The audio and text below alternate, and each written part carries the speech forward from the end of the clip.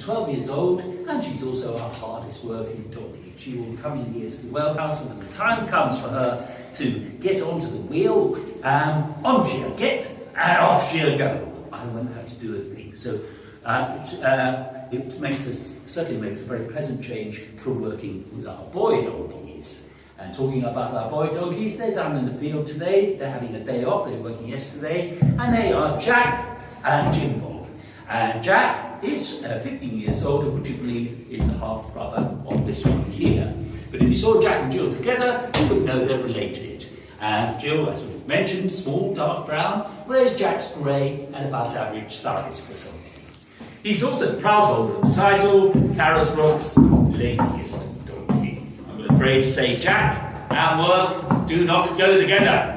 I can have a demonstration with Jack, and it can take me half an hour to get my breath back afterwards, because I will have done all Jack's work for him.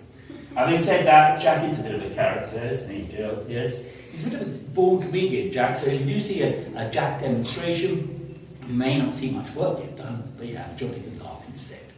Last but not least, we have Jim Bob. And at 16, Jim Bob is our oldest donkey. He's a very handsome donkey, is Jim. In fact, we know him as the George Clooney on donkeys. And that's because Jim used to be a show donkey before coming here to work our wheel. Now, when I say Jim Bob's our oldest donkey at 16, there's no age at all for a donkey. Donkeys can live to 60, and the average in the UK is around about 40. So our Jim, like all of our donkeys, is a bit of a spring chicken, really. Right, those are the donkeys. This is the wheel. It's 428 years old. This wheel is built of solid oak, and it weighs 1.5 tons. What's not original about it is the wooden floor. And a wooden floor was put onto this wheel at the back end of the 17th century when the castle decided to switch from having men work the wheel to donkeys. Men would work the ladder on arrangement, clambering to turn the wheel, and obviously that wouldn't really suit a donkey's hoofs, so they put in a wooden floor. Now, when donkeys started working this wheel, in fact, I shouldn't use the word donkeys, it was a donkey, and it was back then in the late 1690s. My goodness, that poor donkey had to work very hard indeed. And in fact, the donkey was working 6 to 12 hours a day on this wheel. And the reason why that donkey was working so hard was that this well here was the sole source of water for an entire garrison of men and women. It gave them all their drinking water, cooking water, washing water, all that water we just simply turn on the tap for. That water was coming out of this well. So to get the water out, the poor donkey had to work very hard indeed. Now today, our Jill will be probably doing about 4 demonstrations, which means that the sum total of Jill's work for the day will add up to just under 4 minutes. Poor Jill, she's tired already.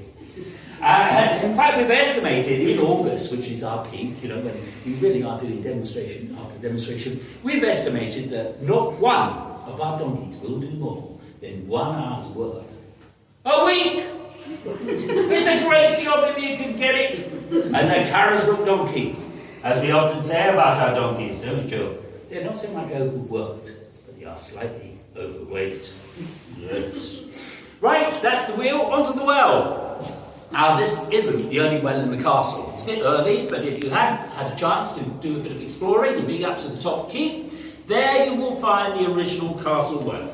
It was dug in about 1070. It's almost as deep as this one, but it's got one big flaw, and that is it only collects rainwater. So if you had that very rare occurrence called a hot, dry summer, that well up there is going to run dry. And sure enough, the year was 1136. It had been a hot, dry summer. And it was that summer, that year, that King Stephen decided to attack, lay siege to Carisbrooke Castle. So the king, he turned up with his army, and there were the defenders of the castle up there in the keep, looking down at the king and his army, some peeking down the cave. And then they had a look down their well. And oh dear, there was no water in that well. So that was it. They surrendered. Not an arrow was fired. King Stephen marched in, took Carisbrooke Castle. And why? Because without water to sustain them, how could the defenders of the castle take on the king and his army? Answer, they couldn't.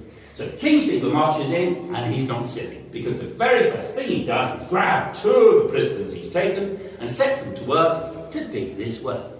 And it takes those 2 prisoners a year. They dig down and down. 161 feet they go, 49 metres down they dig till they get to the groundwater that lies all the way down there.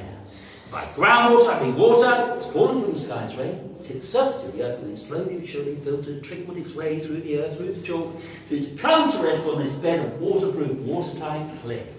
And there's a lot of it down there. There's about 35 to 40 feet of water down there. It's clean water, it's drinkable water, it's constantly replenished water. And how do I know there's so much water down there? Because every 2 weeks or so, someone from the Environment Agency comes around here to the castle to measure the depth of this well.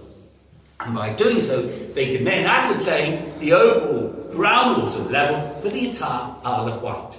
So you could say, if we ever have that miracle of miracles, called a hot, dry summer, you could say it's this well here that dictates whether or not the island is going to suffer a hosepipe ban or not. So you'll be glad to hear a miracle did occur a couple of years ago, hot, dry summer it was, and here at the castle, whenever our gardeners that summer heard that the man from the Environment Agency was going to pop round for one of his little checks, you could see them filling up buckets from the taps out there, coming in here, shouting water down the well, and as a result of their efforts, I'm very pleased with that. There was no inconvenient cause by the fact that well, that's the story I've been told. Right, we're coming up now to the climax of our demonstration. As you can see, Jill here is all of a quiver, champing at the bit, raring to go. Can't wait to do some work for you. And what she's going to do is, she's going to leap onto this wheel and turn it for you 2 times. In doing so, she will raise the bucket at the end of that rope up 20 feet. If she was doing it for real, she'd point in that direction. She'd turn the wheel 17 times to send the bucket all the way down to the water below. She'd then come back this way, turn the wheel another 17 times to bring a full bucket of water all the way up. Now that process would take Jigsaw, our hardest working donkey, about 10 minutes. It would take a man about 20 minutes. It would take Jack, our laziest donkey, an hour, 2 hours, 3. I've never had the time to find out. But let's see our Jill gives a couple of turns. Are you ready to come?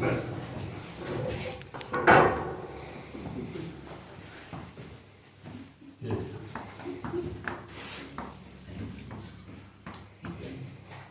Okay. There.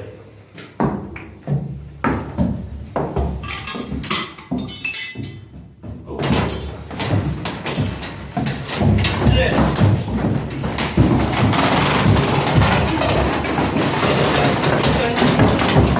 Good God.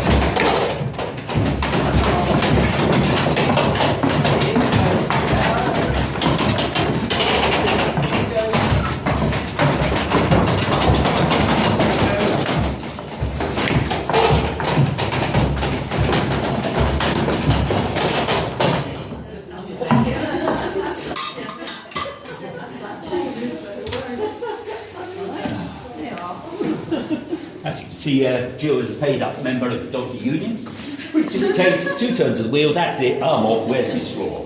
But, very good work from Jill, I think a round of applause. Very good work, yes, very good. Right, I mentioned how deep this well is, 161 feet, 49 metres. Let's have a little listen, how long does it take to fall 49 metres? Here we go.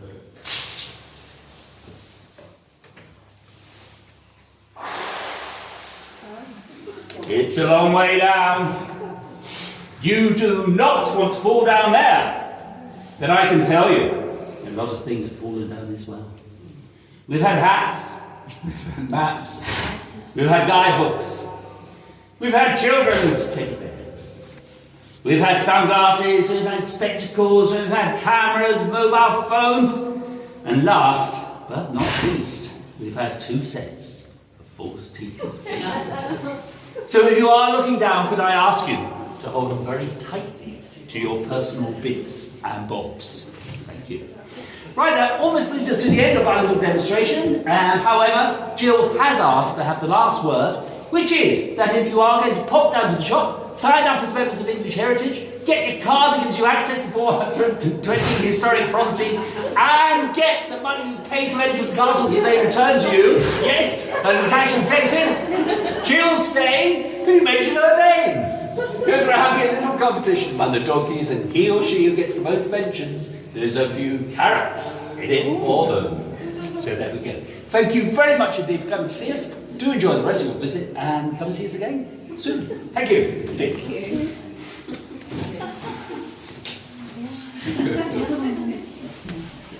Oh dear. Very hard, okay. Yes, sir. Is that an original bucket on there? No, that's a beer barrel, I'm afraid. The original bucket, long since disintegrated, I would have thought. That all fell down. Bring up water. Sorry? That all fell down. Yes, but you're nothing down there, yeah. Sorry? Bring up water. Yes, if you wanted If she'd to. gone further, You get done for 17 turns. I thought 17 goes.